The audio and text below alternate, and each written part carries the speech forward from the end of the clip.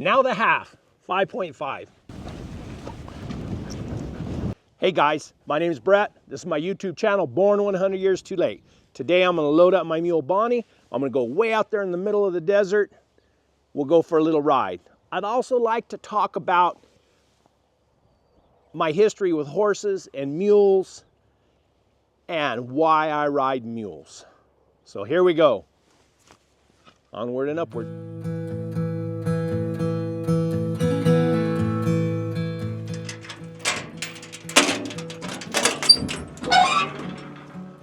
Hey, wait a minute.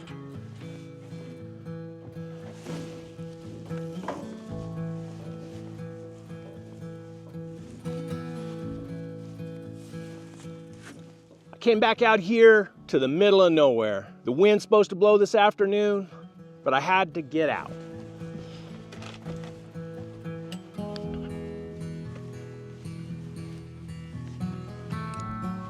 It's my mule. Beautiful Bonnie. She gets her breakfast. I call this a morale. Feed bag. Spanish term is a morale. It's got little air holes in the front of it so they can breathe. A tip, if you're gonna use a morale, a lot of guys will hobble their mules out and they'll put a morale on them or whatever. Don't do it when you got water. They can stick their head down in to get a drink. This fills up with water and they drown. They can drown.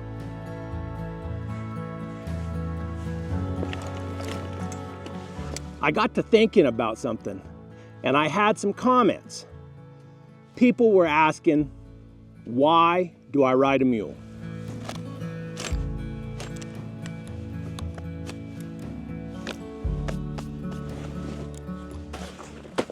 Another tip, I got these big old saddlebags. I don't ever carry much weight in them. You don't want to carry a lot of weight over your animal's kidneys. You can sure make them sore. Stay tuned. Here in a little while, I'll show you what this little dude is. Done with your breakfast, sweetheart?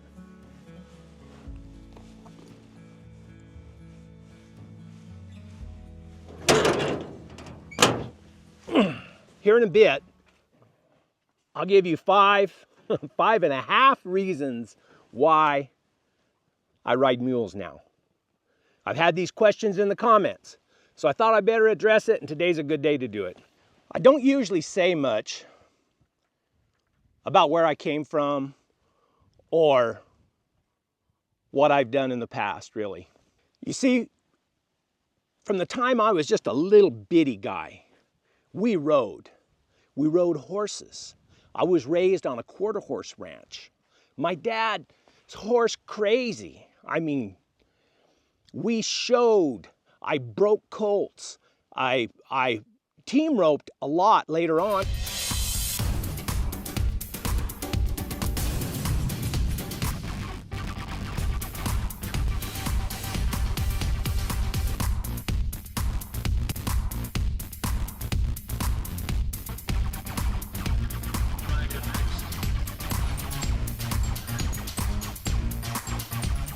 And when I was a kid, I calf roped. But it seemed like from the time, all I can remember is we rode horses. And don't get me wrong, I love horses for what I use them for.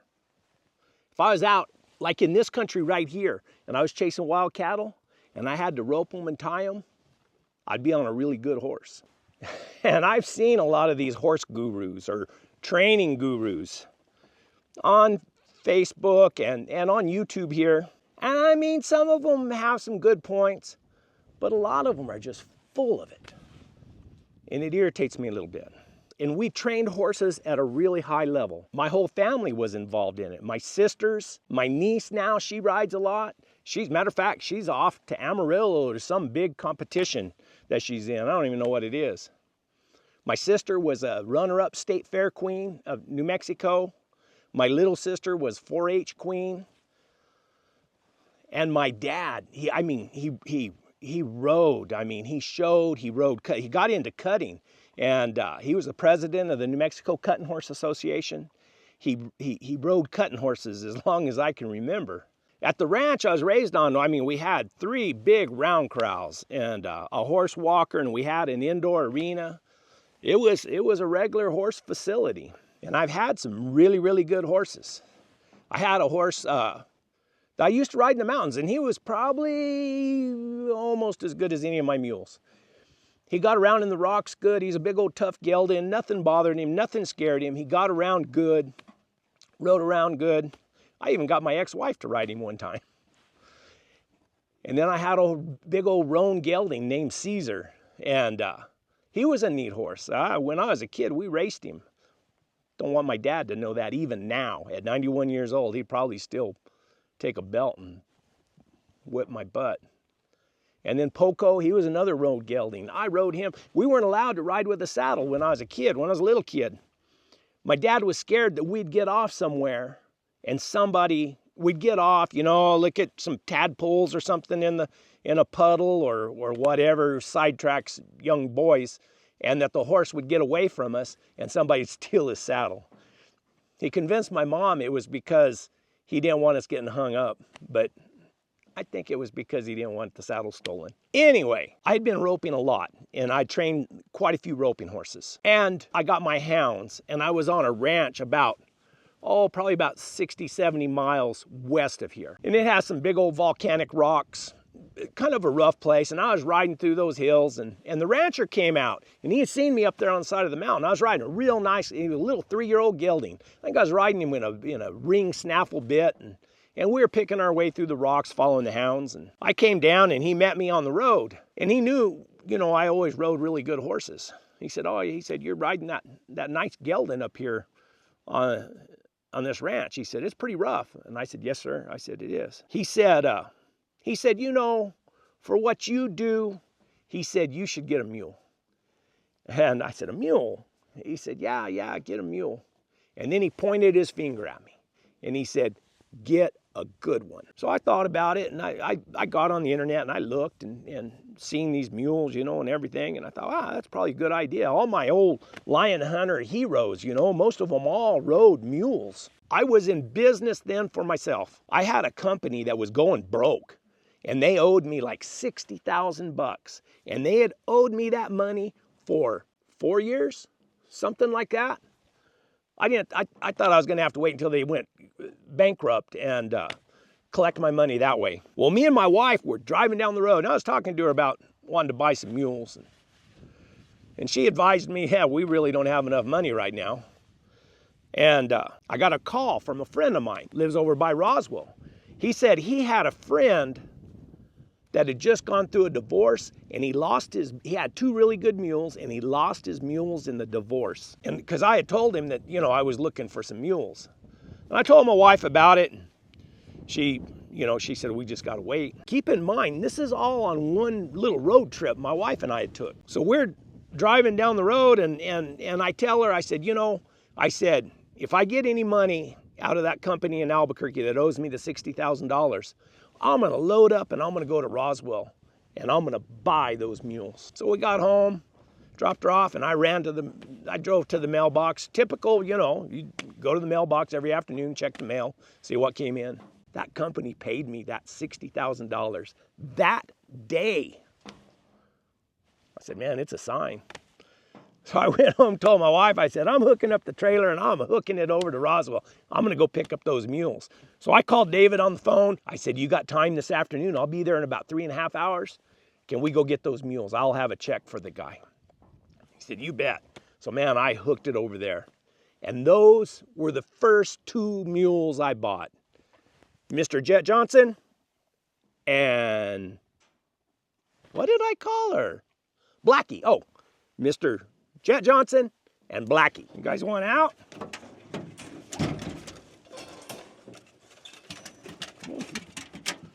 Oh, you're getting like Fat Lori now, Mrs. P?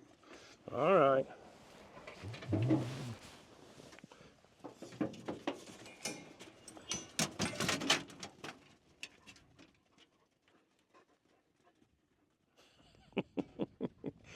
Oh, you're a worthless hound.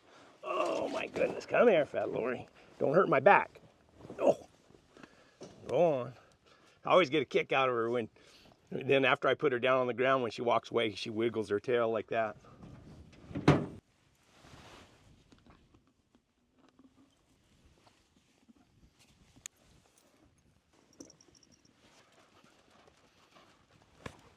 Onward and upward.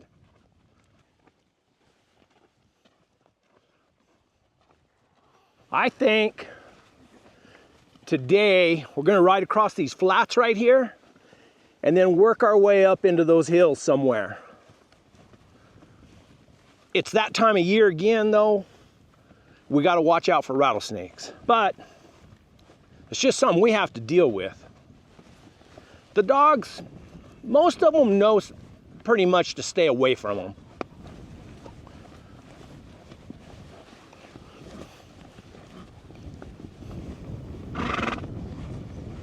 Yeah, I loaded those mules up. I gave that lady a check, and I hooked it on home. Next morning I got up, I got them out, tied them to the trailer. I had a roping arena at that time, and I rode Blackie first. Blackie was as gentle as they came, and she was a beautiful mule. Jet, I say he favored the donkey side of the equation more than the horse side. But I rode them both, and they rode around pretty good right there at the house. Blackie was like I said, Blackie was gentle, and she was pretty easy. Jet, at first, he was a little standoffish. He didn't trust me a whole lot. So I started riding him more. But it didn't take long, and me and Jet, I mean, we really kind of, what do you say, bonded? And we rode lots and lots of miles together. Lots of miles together. We packed across the wilderness a couple times. I rode him, when I bought my property up in the mountains, I lived off grid. And me and him, we went places. All the time going. And he got where he was just like one of my dogs. I could just throw the reins over his neck, take off, and he would follow me like one of the dogs. I get up on the side of the mountain, want to make me a cup of coffee or eat lunch. I just turn him loose and he would graze. He never would leave me. And he got where, when I left in the morning, he did this until the day he died. He would meet me at the gate. He was ready to go. Now Blackie, she was, what's wrong? It's another thing about mules. They think on their own. And she just had an idea. Don't know what that idea is, but she just stopped. Maybe we got cows following us? No? I don't know. Now Blackie, like I said, she was a good mule as long as she was with Jet, or a horse. As long as she had something to follow, she was all right. But out by herself, she was awful, awful. She'd just sull up and wouldn't go, just fight you every step of the way, and you had to pedal her. Oh, I never got so mad at an animal in my life. But if she was following Jet, she was good. And you could pack anything on her. She packed bear, lion, deer, elk horns. And then when I went somewhere and I'd have somebody go with me, I'd put them on Blackie. And they could ride Blackie, and I didn't worry about him. I let my grandson ride her. I let my little nephew ride her when he was little. Let my wife ride her. She don't care for riding a whole lot. If Blackie would have been the only mule I ever bought, and she was the first mule I bought, and I rode her out by herself, I would have probably never owned another mule. She was absolutely worthless by herself. But she had her purpose, and she died right there on the place.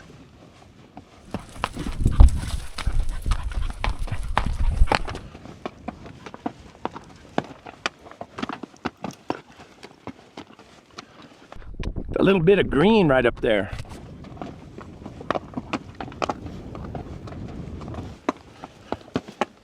Ooh.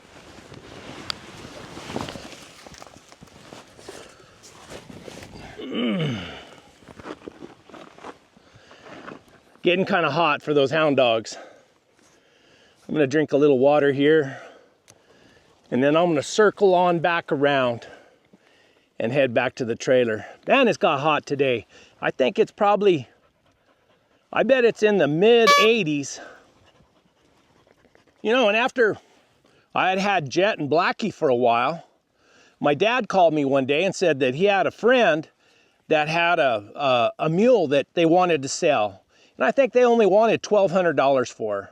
Never been rode before, but they had done a lot of groundwork with her and she was real gentle. So I agreed. I said, yeah, sure, I could use another mule. Me and my buddy had been planning some pack trips across the wilderness, and I thought having 2 pack mules would be pretty good. So that's when I bought Big Agnes. So we packed Big Agnes. I packed her for, I think, for a year or so. And we packed across the wilderness a few times, and she was always real gentle, lazy. She was always lazy. And I can't even remember when I first rode her. I'm sure I brought her out here into these big old flats out in the middle of nowhere. No fences or anything, so it's pretty safe. If you can hang on to one, let them go. You're not gonna get in too big of a jam. Jet started getting some age on him, and you could sure see the gray in his face, and then his old backbone started to stick out and his hip bones. And he had been such a good mule. I packed him a few times light, but I quit using him. He just got old. He still met me at the gate every time I went out there. But I started riding Agnes. First couple years I had to put shoes on Agnes. I didn't have to, but I did, because I'd always rode Jet with shoes. And Blackie, I put shoes on her. But after a while, I quit riding Agnes with shoes. She had tough feet. And although she was lazy, oh, another thing. With Jet, I never put spurs on, never had to. I mean, he always went. He traveled. He was just an exceptional mule.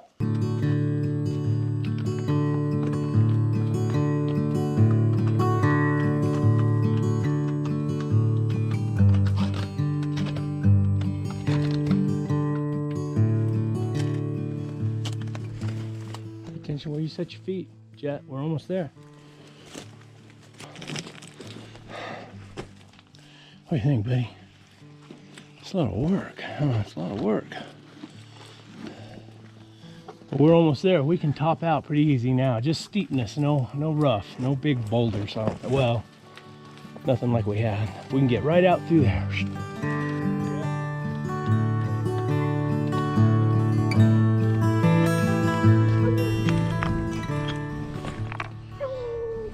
I try to leave him, but when he's by himself, it's just me and him. He don't like to be by himself. That makes sense.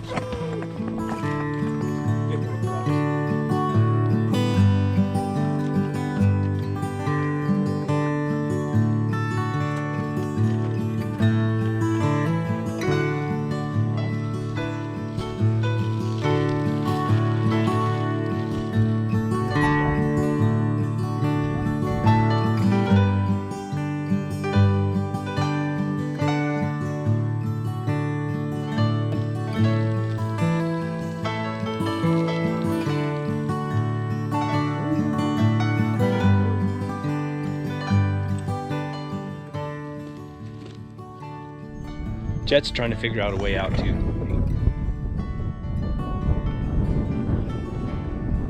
What do you think, Jet?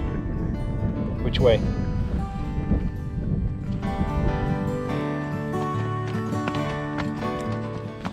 Now watch old Jet.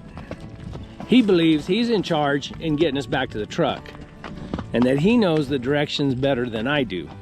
He argued with me for the longest time, but now he finally decided that I was right. That, yeah, this is the way back to the truck.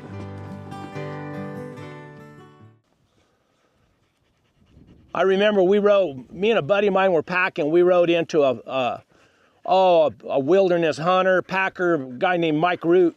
We ran into him up there. He was guiding some deer hunters. Lori, are you getting hot? And we rode up over the pass there, and he was camped. He looked at me and he said, "Oh, you don't have any spurs on." I said, "Oh no, I don't have to ride spurs on this mule. He's a good mule." He just looked at me and shook his head and he said, "Spurs just make a good mule better." I never will forget that. But I never did. I have to get off and hike quite a bit, so I don't like to wear spurs when you're hiking in these rocks. It's a trip hazard is what it is. But yeah, I started riding Agnes. And like I said, she had some really good qualities. She wasn't like Jet. She wouldn't follow me, but she wouldn't leave me. Like I'd never have to tie her up. I could get to a place like this and get off of her and just drop the reins, and she might wander off and find a little bit of grass, but she never would run off from me. And she would go just about anywhere I pointed her. As long as I had the spurs and I was asking her, you pointed her in that direction, she would go. And she was a real powerful mule. She was really, really strong.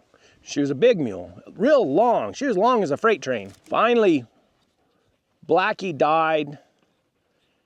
Poor old Jet, he died too. And Agnes, she died too young. I still don't know what happened to her.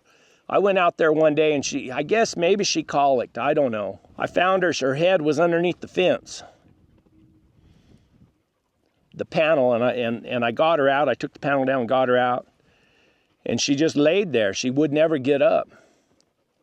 So I started to call the vet. I went in to call the vet to see what we could do. And when I got back out there, she was dead. I buried her right there on the place. Yeah, so then I was out of mules. And I didn't have a horse anymore. My dad still had horses. My dad was riding when he was still 80-something years old. He's 91 now. He still goes, and he says he rides every now and then. But he has to have a stool to get up on the horse. I'm going to have to get these dogs back to the truck. It's too hot for them. This is miserable. Out here in this black rock.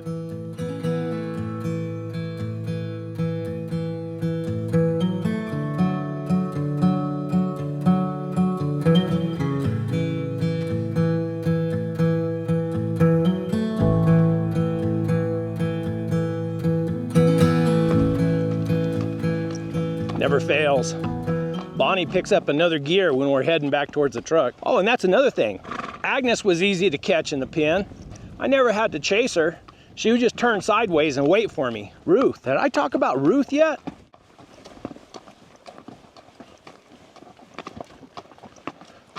See these brush piles like this?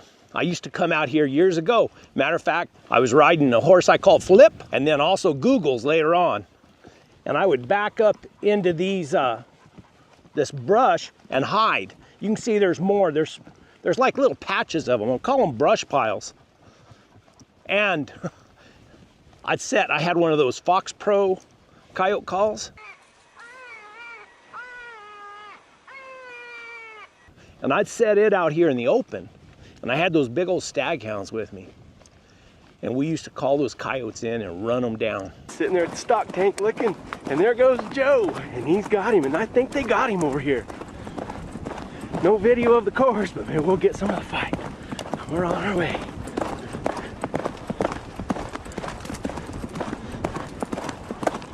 Oh, they got him.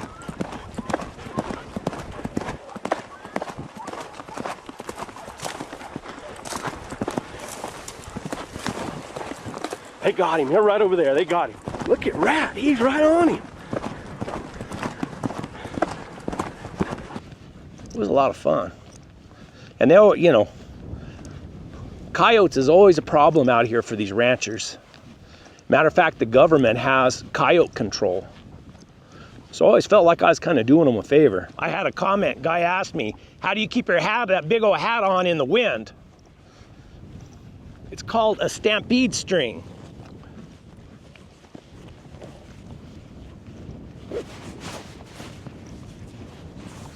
Goes right underneath your chin. You can tighten it up.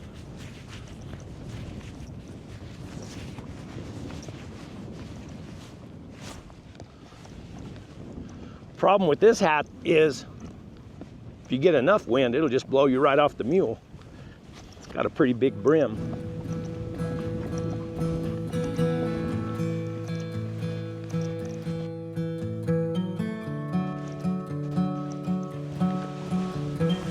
Shade's kind of hard to find out here.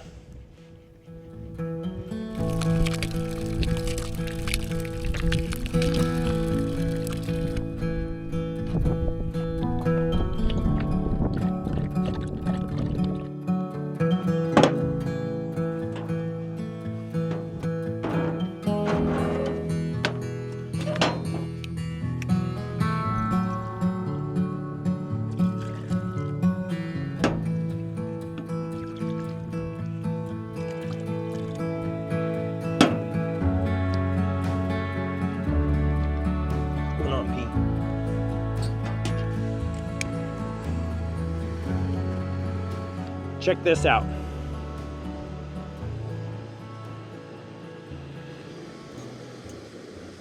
It's my coffee. You can order it right here. I'll put a link also down in the description.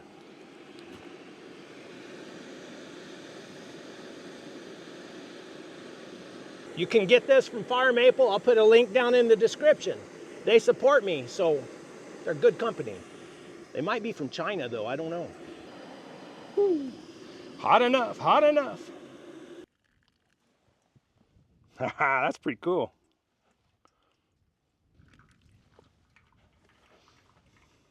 Clara, what are you doing? Looks pretty strong to me. That's pretty nice. Works good. Coffee looks a little strong, but I like my coffee strong. I'll weaken it up a little bit. It's just a little micro filter deal. Let's see, where was I? Ruth came to me from some mule people. I took them out and I took them riding in the mountains. I took them for several days and they gave me Ruth. And she was a young mule. And she was always real boogery and real standoffish. She was trained to lay down. You could tap her on her shoulder and she would lay down on the ground. I never have rode her. I packed her. I've used her. She's good with her feet. Tried to get on her one day and she spun out from under me. And I just never, I probably should ride her, but I just never thought, well, she works as a pack mule. She's a pain in the hind end to catch. You go out there and you got to corner her, and then once you get your hands on her, she's pretty good. But I've packed her all over the wilderness, and you can pack, I mean, just about anything on her. It's just people. She's real apprehensive and touchy with people. And then I've had other mules. I had Rosie. A guy gave me Rosie. I rode her for a while. There was something about her I didn't trust and I didn't like. She would quit you a little bit. So I sold her.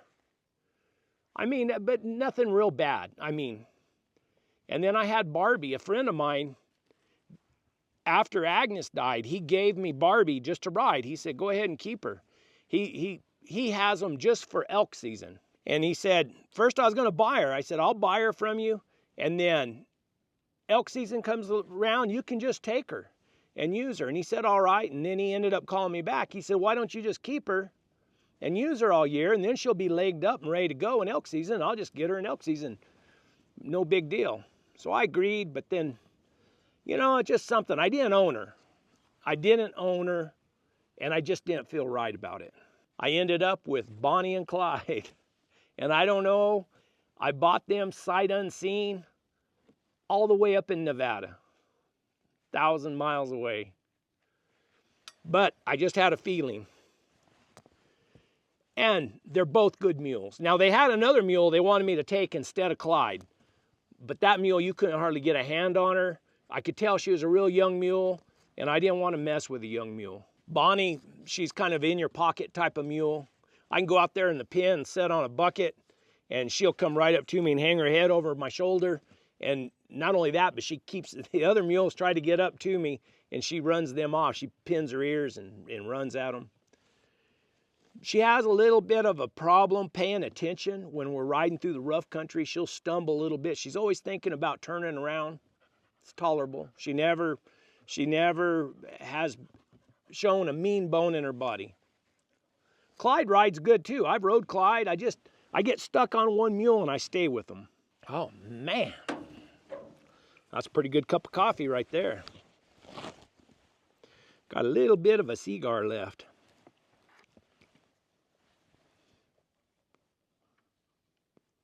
Okay, now for my 5.5 reasons for riding a mule. Number 1, mules are sure-footed. When you're riding in that rough, rocky country and shale and everything, they pay attention to where they're putting their feet for the most part. You're safer riding through there. They're less likely to panic and throw a fit. They're going to take care of themselves. And as long as you're on their back, you're safe too. Reason number 2. Mules have more endurance. They can go longer and farther without as good a feed and without water as much as a horse.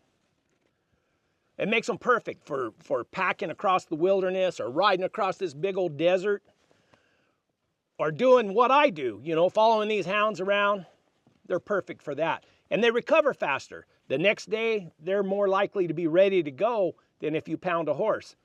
Another thing, me and my buddy, and he rides really, really good horses, and we packed across the wilderness a few times.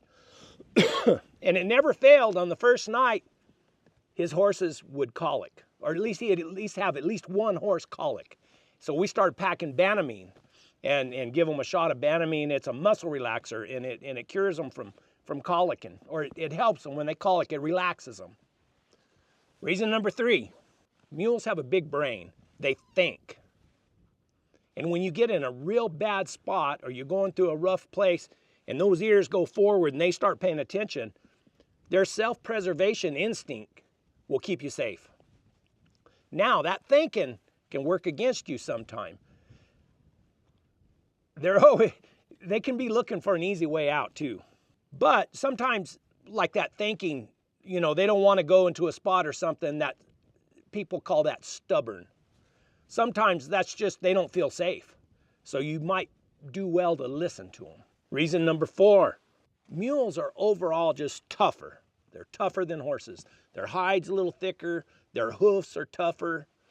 They withstand the cold and heat better. They're just overall hardier and tougher than most horses. Reason number 5, they can be loyal. It might take them a while to get their trust in you, but once they do, like old Jet Johnson, he just loved me and he trusted me. Bonnie's getting there. She's not quite there yet, but they're loyal. I mean, they get used to things. They get used to the dogs. I mean, remember Jet, the hounds would go off on a track and Jet kind of wanted to get to them. Agnes, I mean, she would trust me. I led her into a cave and she went in there. Now she turned around, came back out on her own. She didn't like to go too far in there, but they get where they trust you and they're loyal to you. Now the half, 5.5, and this is true. Mules have a personality. Once you get to know them, they truly do have a personality. They can make you laugh. They can do things that are, I mean, really get you tickled. And, you know, riding mules just isn't something you do. It's a lifestyle. Oh, Bonnie.